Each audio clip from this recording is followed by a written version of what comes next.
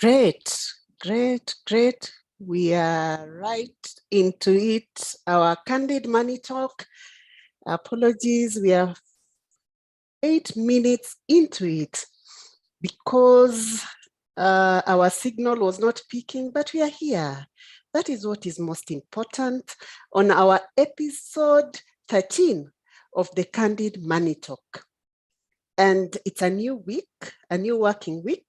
For some people work on Sundays, very, very few, but our working day here starts on Monday, and we are here on episode 13 of the Candid Money Talk.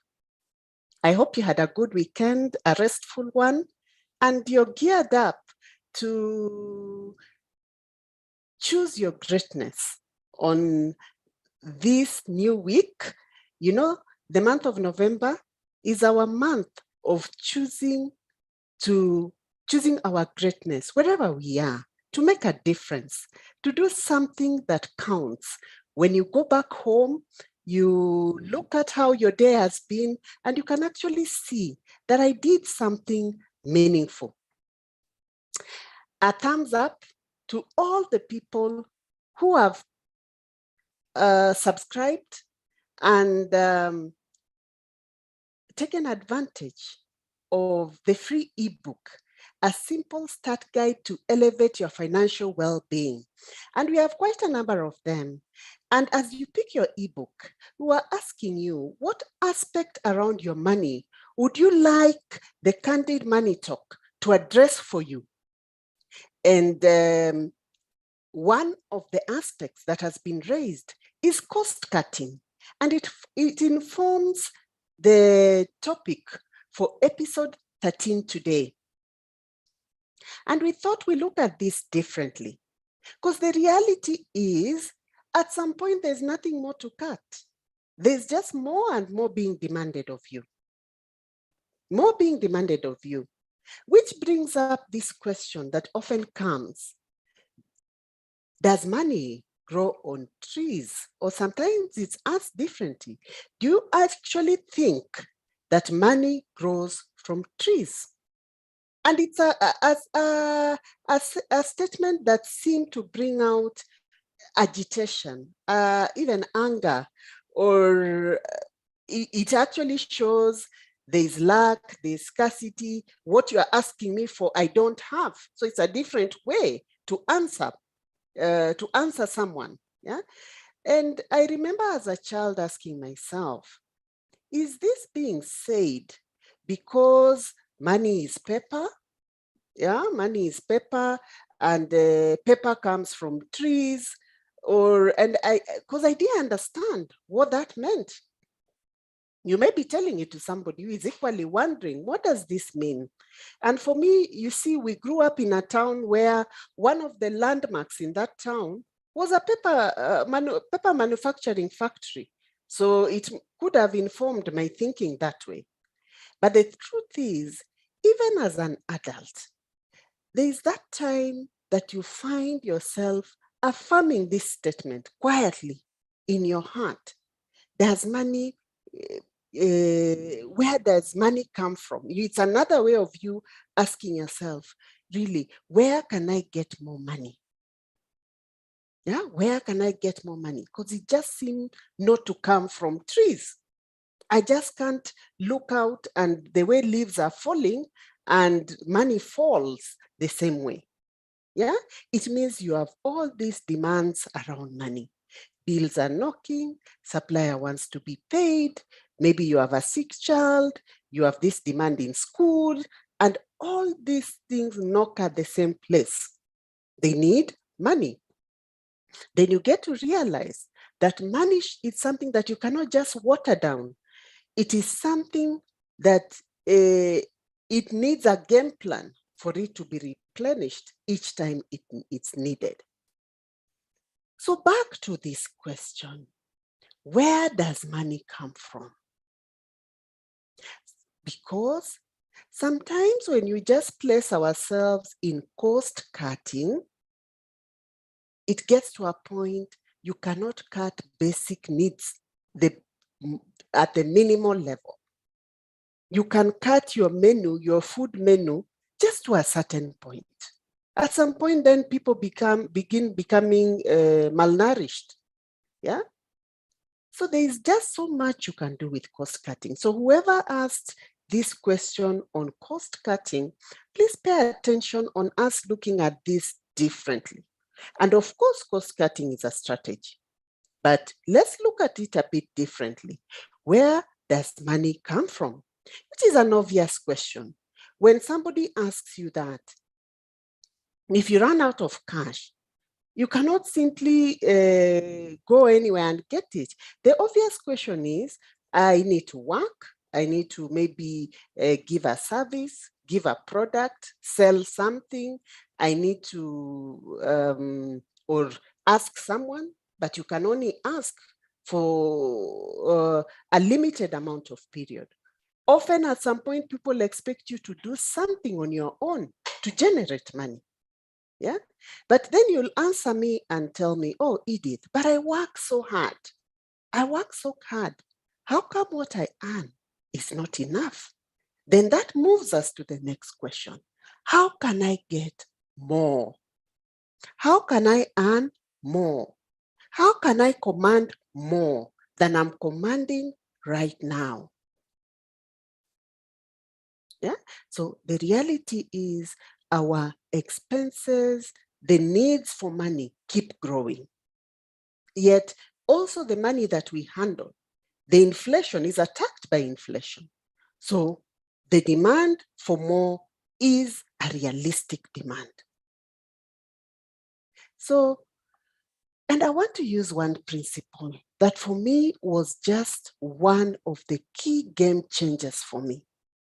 I was in that space of chasing money, looking for opportunities here and there where you could quickly make something and address a need.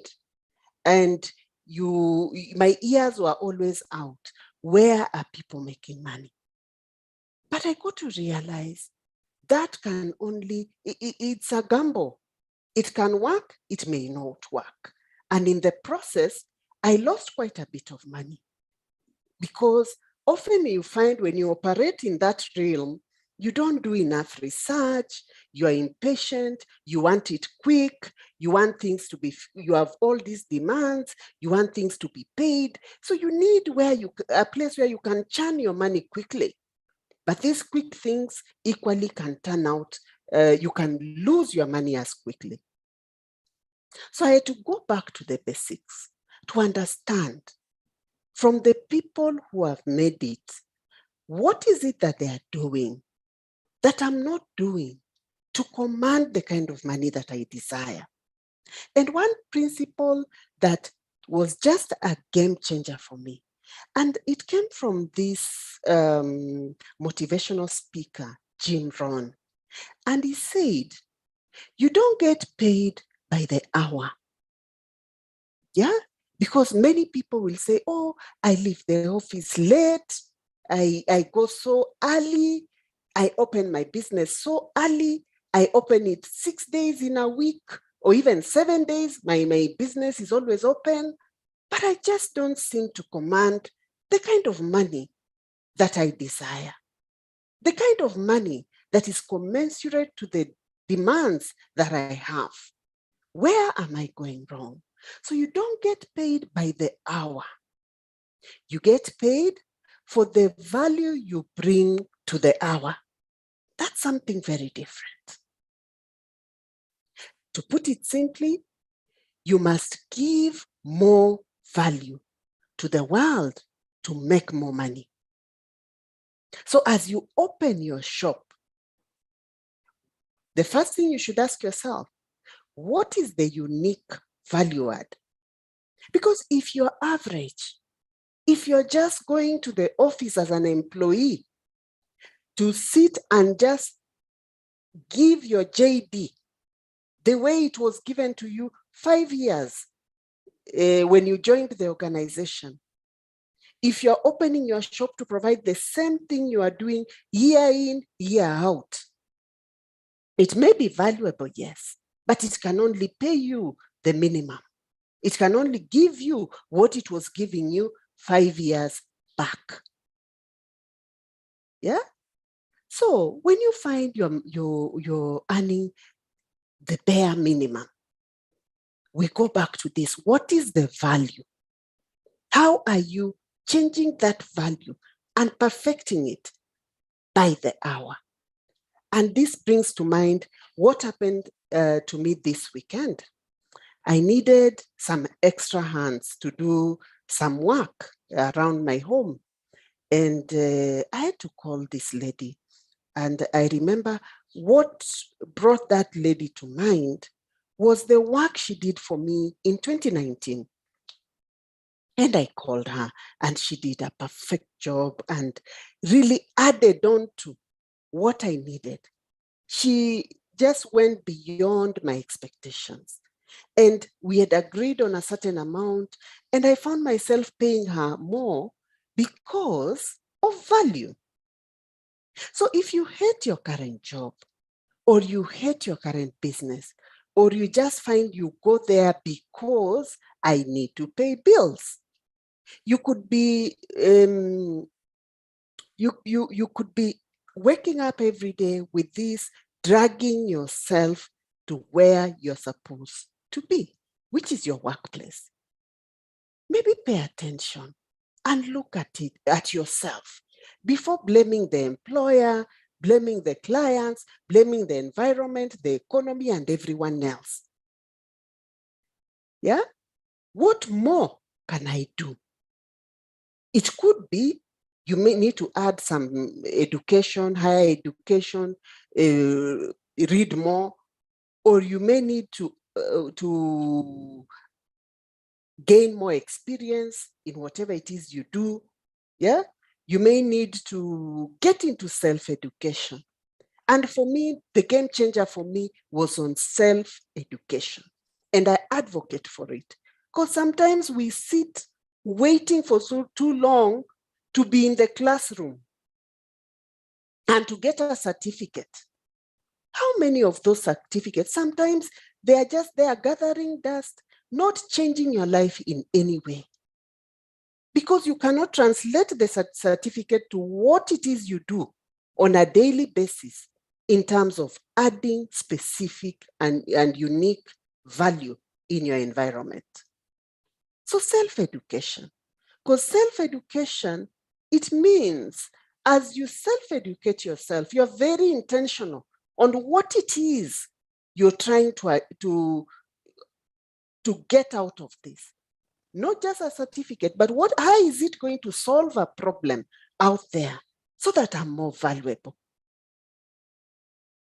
Yeah. So if you're looking for better income, if you're looking for better pay, better salary, better benefits, bring more value to your environment, to your employer, to your clients. Yeah. And let's look at some of action steps, because sometimes when we just say bring more value, you're left wondering, okay, fine, what do I do? So learn more about your company. Learn more about people doing similar jobs. Get to understand, how did this one get where they're going? Yeah. Connect. Get to know people who you'd like to be like them. You'd like to rise to their level. Yeah. Get to interact. Speak to them. Yeah. So learn more. Always wake up with the idea of learning more. So instead of going to sit in the cafeteria or calling your friends, your colleagues, and starting to complain about how bad this employer is, what they are not doing, get to learn more so that it works to your own benefit and the benefit of the employer. Then we've said get higher education if you need to. Keep getting more experience. Yeah? And how do you get more experience? Ask for more work than it's on your JD. Yeah? Help that other colleague who you'll not be paid for it, but you're learning. Yeah. So read more about the corporate world. There are people who work in the corporate world, but are so you're only cut out. Only your level of knowledge is just in the area of what you do. You have no broader picture of how the corporate world works. If you're in maybe a manufacturing company, learn more, because at the end of the day, corporates work in a similar way, irrespective of industry. They're all about profit, yeah? Profit and social responsibility, giving value. Understand how the corporate world works. Then remember, keep reminding yourself that your action defines where you are. There is a point at which only your action makes a difference. So how about if you are an entrepreneur? Yeah, you are in business. Same idea. Read more about your industry. Understand the problem you're solving. Understand your clients, their needs, what they are struggling with. We are now in a new era of post-COVID. You find that some businesses are still showing up how they were showing up pre-COVID. So you're speaking to yourself, because the environment has changed. People have moved. People have different needs. So we can't be stuck in the old ways. And I've met very key professionals the last 2 weeks. And I was asking themselves, oh, how are you showing up now? And they say, oh, no, I'm still sending proposals, doing this and the other. And right now, the world has moved to the social media. Are you in the social media? No, I can't remember when I last opened it. And you're in business? There is no way you will ignore the social media. That is where the age has moved in. Yeah? So make yourself available where your clients are. You have to go to them, fetch them from where they are. Yeah? So your income is in your control. Complaining will not increase it. Whining will not increase it. Feeling bad about it will not increase it. Doing the same thing over and over again, not moving with the times, will not increase it. Only a change in your actions will change your income. So you need to bring more value. Yeah. You need to go into self-meeting and see, how can I bring more value? And the world will naturally get to compensate you for value. That's what the world wakes up to every day, to look for value. Yeah. So ask yourself, how can I be more valuable in my area of operation? I leave you with that today because I have a commitment at 1:15. Remember to click the link on this video and get a copy of your ebook, A Simple Start Guide to Elevate Your Financial Well-Being. Remember, we said money is a core survival issue. You can't afford just to be wishy-washy about it. You have to spare some time, get to read, get to learn, and I'm glad that you keep tuning into this channel. And as time goes, you'll find how you play around your money changes and is more elevated towards your own financial well-being. Thank you and bye for now.